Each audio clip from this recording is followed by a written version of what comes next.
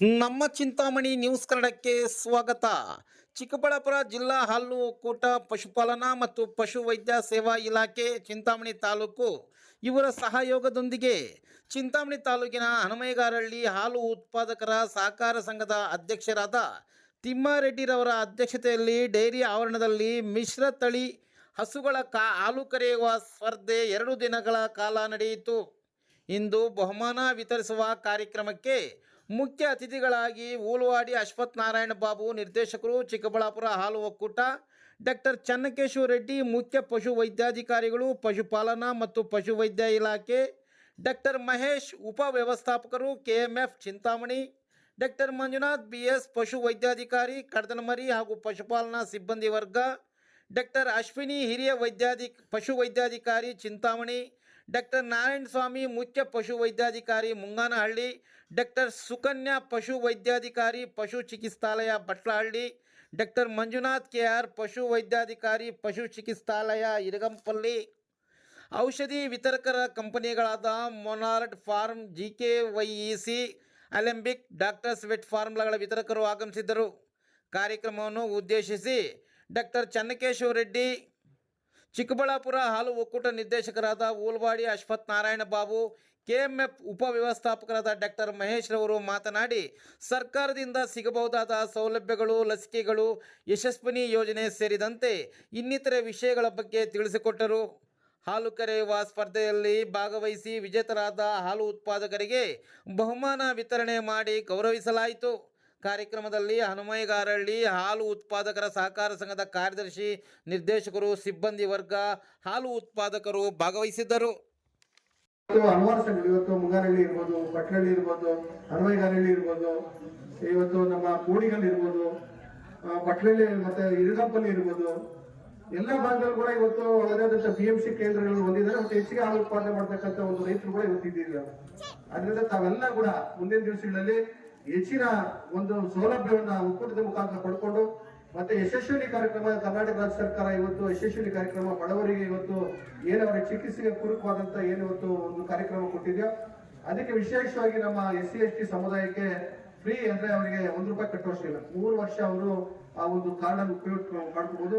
ನಮ್ಮ general committee ಅವರು ಕೂಡ ಅವರು ಪ್ರತಿ ವರ್ಷ ಕೂಡ ರಿನ್ಯೂವಲ್ ಮಾಡ್ಕೋಬೇಕು. ಅದನ್ನ ಈಗಾಗಲೇ ಅದಕ್ಕೂ ಕೂಡ ಒಂದು ಕಾಲಮಿತಿಯನ್ನು ಕೊಟ್ಟಿದ್ದಾರೆ. ತಾವೆಲ್ಲರೂ ಕೂಡ ತಪ್ಪದಿರ ಅದನ್ನು ಉಪಯೋಗಿಸ್ಕೋಬೇಕು. ಮತ್ತೆ ಯಾವುದೇ ಒಬ್ಬ ಬಡ ರೈತರ ಇದ್ರು ಕೂಡ ನಿಮ್ಮ ಸಂಘದಲ್ಲಿ ಅದಕ್ಕೆ ಇನ್ಶೂರೆನ್ಸ್ ಕೊಡ್ತಕ್ಕಂಥ ವ್ಯವಸ್ಥೆ ಇದೆ. ನೀವು ಯಾರು ಕೂಡ ತಪ್ಪಿರ ಹಸುವಿಗೆ ತಂದ ಮೇಲೆ ಅದಕ್ಕೆ ಇನ್ಶೂರೆನ್ಸ್ ಮಾಡಿಸ್ಕೊಳ್ಳಿ.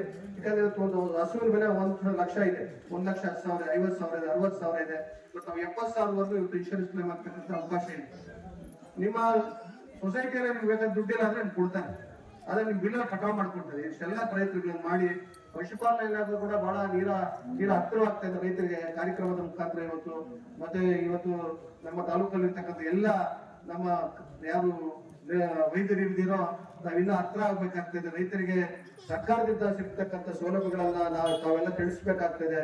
ಮತ್ತೆ ವಿಶೇಷವಾದಂತ ಅವರಿಗೆ ಪ್ರಾತ್ಯಕ್ಷಿಕೆಗಳನ್ನು ಮಾಡಿ ಅವರಿಗೆ ನಾವು ಹೆಚ್ಚಿನ ರೀತಿಯಲ್ಲಿ ವೈಜ್ಞಾನಿಕವಾಗಿ ಅವರನ್ನು ಅಭಿವೃದ್ಧಿ ಮಾಡ್ಲಿಕ್ಕೆ ತಾವು ಕೂಡ ನಮ್ಮ ಜೊತೆ ನಿರಂತರವಾಗಿ ಕೂಡ ಸಹಕರಿಸಬೇಕು. ನಾವು ಕೂಡ ನೀವು ಎಲ್ಲ ಒಟ್ಟಿಗೆ ಹೆಜ್ಜೆ ಹಾಕಿ ಮುಂದಿನ 2025 ವರ್ಷದಲ್ಲಿ ನಮ್ಮ ತಾಲೂಕು ಇವತ್ತು ಏನು 1,30,000 ಹಾಲು ಉತ್ಪಾದನೆ ಮಾಡ್ತೀವೋ ಅದು ಸುಮಾರು 1.5 ಲಕ್ಷಕ್ಕೆ ನಾವೆಲ್ಲ ಆ ಒಂದು ಹೆಜ್ಜೆಯನ್ನಿಟ್ರೆ ಈ ತಾಲೂಕಿಗೆ ದೊಡ್ಡ ಗೌರವ ಸಿಗ್ತದೆ. ಈ ಜಿಲ್ಲೆಯಲ್ಲಿ ಕೂಡ ನಮ್ಮ ಒಕ್ಕೂಟ, ಹೊಸ ಒಕ್ಕೂಟ ಮುಂದಿನ ದಿವಸಗಳಲ್ಲಿ ಆರ್ಥಿಕವಾಗಿ ಬೆಳಿಲಿಕ್ಕೆ ಸಾಧ್ಯ ಆಗ್ತದೆ ಅಂತ ಹೇಳ್ತಾ, ಏನು ಪ್ರೋತ್ಸಾಹಧನ ಇದೆ ನೋಡಿ, ಆ ಪ್ರೋತ್ಸಾಹಧನದಿಂದ ಹಿಡಿದು ಅದನ್ನ ಸ್ಟೋರೇಜ್ ಮತ್ತೆ ಎಲ್ಲ ಲೆಕ್ಕ ಹಾಕಿದ್ರೆ ₹17 ಬೀಳುತ್ತೆ. ಒಂದು ₹17 ರಿಂದ ₹18 ಬೀಳುತ್ತೆ.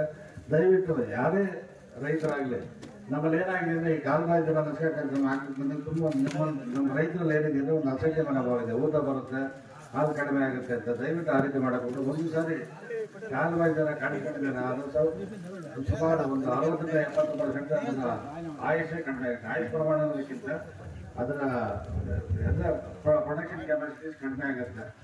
ಅದರಿಂದ ರೈತರು ಇದನ್ನು ಅತ್ಯಂತ ಹೆಚ್ಚಿನ ಪರಿಣಾಮಕಾರಿಯಾಗಿ ಬೆಳೆಸ್ಕೋಬೇಕು. ಜೊತೆಗೆ ಈಗ ಜನ್ಮಗಂಡು ಬರುವ ಅಂತ ಒಂದು ಶುರುವಾಗಿದೆ.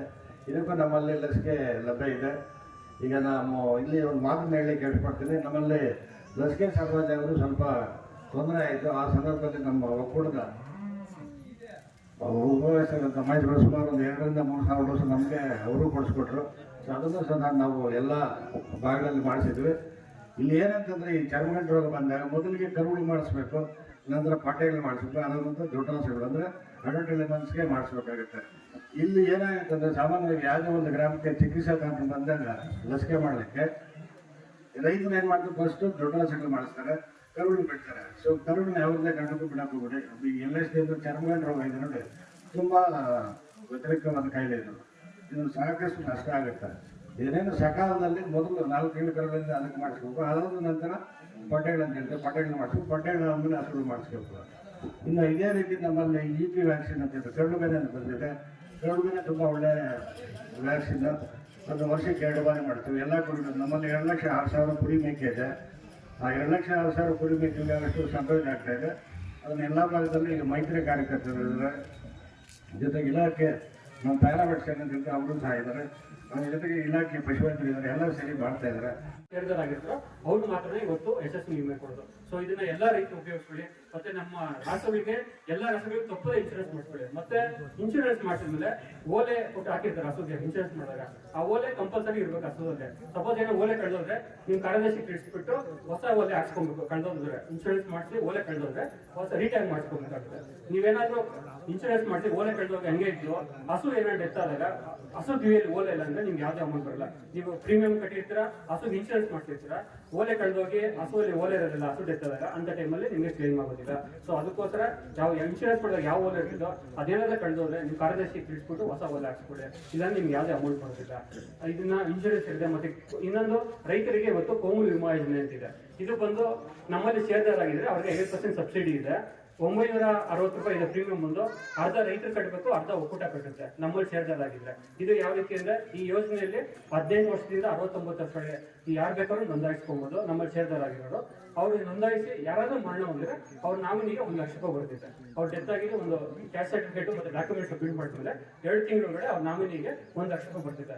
ಇದು ಕೂಡ ಪ್ರತಿ ವರ್ಷ ಜುಲೈ ತಿಂಗಳಲ್ಲಿ ಒಕ್ಕೂಟದಿಂದ ಮಾಡ್ತಾ ಇದ್ದಾರೆ. ಸೊ ನಮ್ಮ ರೈತರು ಎಷ್ಟು ಜನ ಹಾಲಾಗ್ತಿರೋ ಮತ್ತೆ ಶೇರ್ದಾರ ಏನಿದ್ರು ಅವರೆಲ್ಲರೂ ಮಾಡಿಸ್ಕೊಳ್ಳಿ. 5% ಸಬ್ಸಿಡಿ ಕೊಡ್ತೀವಿ. ಯಾರಾದ್ರೂ ಮರಣ ಅಂದ್ರೆ ಅವ್ರಿಗೆ 1 ಲಕ್ಷ ರೂಪಾಯಿ ಸಬ್ಸಿಡಿ ಏನು ಪರಿಹಾರ ಮೊತ್ತ ಬರ್ತಿದೆ. ಇವತ್ತು ನಮ್ಮ ತಾಲೂಕಲ್ಲೇ ಸುಮಾರು 1500 ಜನ ರೈತರು ಮೊನ್ನೆ ವರ್ಷ ಮಾಡ್ತಿದ್ರು. ಅದರಲ್ಲಿ 15 ಜನ ರೈತರು ಮರಣ ಹೊಂದಿದ್ರು. ಅವ್ರ ನಾಮಿನಿಗೆ 1 ಲಕ್ಷ ರೂಪಾಯಿ 15 ಲಕ್ಷ ಇವತ್ತು ರೈತರಿಗೆ ಬಂದರು. ಸೊ ಈ ರೀತಿ ಯೋಜನೆ ಎಲ್ಲೂ ಪ್ರೈವೇಟ್ ಅನ್ನು ಸಿಗೋದಿಲ್ಲ. ಅದಕ್ಕೋಸ್ಕರ ಈ ಪ್ರತಿ ವರ್ಷ ಜುಲೈ ತಿಂಗಳಲ್ಲಿ ಇದು ಬರ್ತೈತೆ ಕೋಮು ವಿಮಾ ಯೋಜನೆ ಅಂತ ಹೇಳ್ಬಿಟ್ಟು. ಸೊ ಇದನ್ನು ಕೂಡ ಮಾಡಿಸ್ಕೊಳ್ಳಿ. ಅದು ಬಿಟ್ಟು ಇವತ್ತು ಒಕ್ಕೂಟದಿಂದ ಇವತ್ತು ನಿಮಗೆ ಸಬ್ಸಿಡಿ ಇದ್ದಲ್ಲಿ ಇವತ್ತು ಫೀಡ್ ನಿಮ್ಮ ಸಂಘಕ್ಕೆ ಸರ್ವೈಸ್ ಮಾಡ್ತೀರಾ. ಇವತ್ತು ನಮಗೆ ಗುಣಮಟ್ಟದ ಹಾಲು ಕೊಡಿ ಅಂತ ಇವತ್ತು ಫೀಡನ್ನು ನಿಮ್ಮ ಸಂಘಕ್ಕೆ ಸರ್ವೈಸ್ ಮಾಡ್ತಾರೆ. ಯಾಕೆ ಗುಣಮಟ್ಟದ ಹಾಲು ಅಂತಂದ್ರೆ ಇವತ್ತು ಸರ್ಕಾರದಿಂದ ನಿಮಗೆ 1 ಲೀಟರ್ ಹಾಲಿಗೆ 5 ರೂಪಾಯಿ ಪ್ರೋತ್ಸಾಹ ಅಂತ ಕೊಡ್ತಾರೆ. ಅದು ಬರೀ ಗುಣಮಟ್ಟದ ಹಾಲು ಕೊಡೋದು ಮಾತ್ರ ಕೊಡೋದು. ಇವತ್ತೇನು ನಿಮ್ಮ ಹಾಲು ಎತ್ಕೊಂಡ್ಬಿಡ್ತಾರೆ ಡೈರಿಗೆ, ನಿಮ್ಮ ಹಾಲಲ್ಲಿ ಡಿಗ್ರಿ ಚೆಕ್ ಮಾಡಿದ್ರೆ 28 ಡಿಗ್ರಿ ಬರಬೇಕು. ಮತ್ತೆ ಜಿಡ್ಡಿನಾಂಶ ಚೆಕ್ ಮಾಡಿದ್ರೆ 4 ಜಿಡ್ಡಿನಾಂಶ ಇರಬೇಕು. ಅವಾಗ SNF 8 ಆಗುತ್ತೆ. ಆಯಾಗ ಮಾತ್ರ ಸರ್ಕಾರದಿಂದ ನಿಮ್ಗೆ 5 ರೂಪಾಯಿ ಪ್ರೋತ್ಸಾಹ ಕೊಡೋದು. ಸೊ ಆ ನಿಮ್ಗೆ ಸರ್ಕಾರದಿಂದ ಬರುವಂತ ಪ್ರೋತ್ಸಾಹ ಬರ್ಬೇಕಂದ್ರೆ ಇವತ್ತು ಗುಣಮಟ್ಟದ ಹಾಲು ಕೊಡ್ಬೇಕಾಗುತ್ತೆ. ಮತ್ತೆ ಯಾಕೆ ಗುಣಮಟ್ಟದ ಹಾಲು ಅಂದ್ರೆ ಇವತ್ತು ಏನು ನೀವು ಹಾಲು ಸರ್ಬತ್ ಮಾಡ್ತೀರೋ ಈ ಹಾಲನ್ನ ಇವತ್ತು ನಿಮ್ಮ ಮಕ್ಕಳಿಗೆ ಇವತ್ತು ಕ್ಷೀರ ಭಾಗ್ಯ ಯೋಜನೆ ಮುಖಾಂತರ ಇವತ್ತು ಅಂಗನವಾಡಿಗೆ ಇರ್ಬೋದು, ಸ್ಕೂಲ್ ಮಕ್ಕಳಿಗೆ ಇರ್ಬೋದು, ಪೌಡರ್ ಮುಖಾಂತರ ಇವತ್ತು ನಿಮ್ಮ ಮಕ್ಕಳಿಗೆ ಕೊಡ್ತಾರೆ. ನೀವೇನೋ ಕಳ್ಕೊಂಡ್ಬಿಟ್ಟು ಗುಣಮಟ್ಟದ ಹಾಲು ಕೊಟ್ಟರೆ ನಿಮ್ಮ ಮಕ್ಕಳಿಗೂ ಕಳಪೆ ಗುಣಮಟ್ಟದ ಪೌಡರ್ ಬರುತ್ತೆ. ಸೊ ಅದಕ್ಕೋಸ್ಕರ ಒಳ್ಳೆ ಗುಣಮಟ್ಟದ ಹಾಲು ಕೊಡಿ. ಮತ್ತೆ ಮುಂದಿನ ದಿನಗಳಲ್ಲಿ ಇನ್ನೂ ಹೆಚ್ಚಿನ ಹಾಲು ಇವತ್ತು ನಮ್ಮ ಹೋಬಳಿಯಲ್ಲೇ ಮುಂಗಾರಳ್ಳಿ ಹೋಬಳಿಯಲ್ಲೇ ಅತಿ ಹೆಚ್ಚು ಹಾಲು ಉತ್ಪಾದನೆ ಮಾಡ್ತಿರುವಂತ ಸಂಘ ಹನುಮಗಾರಳ್ಳಿ ಸಂಘ. ಇದು ನಿಮ್ಮೆಲ್ಲರ ಸಹಕಾರದಿಂದ ಇವತ್ತು ಅತಿ ಹೆಚ್ಚು ಹಾಲು ಇವತ್ತು ನಿಮ್ಮ ಸಂಘದಲ್ಲಿ ಉತ್ಪಾದನೆ ಆಗ್ತಿದೆ. ಮುಂದಿನ ದಿನಗಳಲ್ಲಿ ಇನ್ನ ಹೆಚ್ಚಿನ ಹಾಲು ಉತ್ಪಾದನೆ ಮಾಡಿಬಿಟ್ರೆ ನಮ್ಮ ಒಕ್ಕೂಟದಿಂದ ಏನ್ ಬೇಕು ಸೇವೆ ಸೌಲಭ್ಯಗಳು ಎಲ್ಲವೂ ಇನ್ನ ಹೆಚ್ಚಿನ ಹಾಲು ಉತ್ಪಾದನೆ ಮಾಡಿದ್ದಕ್ಕೆ ಅಂತ ನಾನು ಮಾತಿಗೆ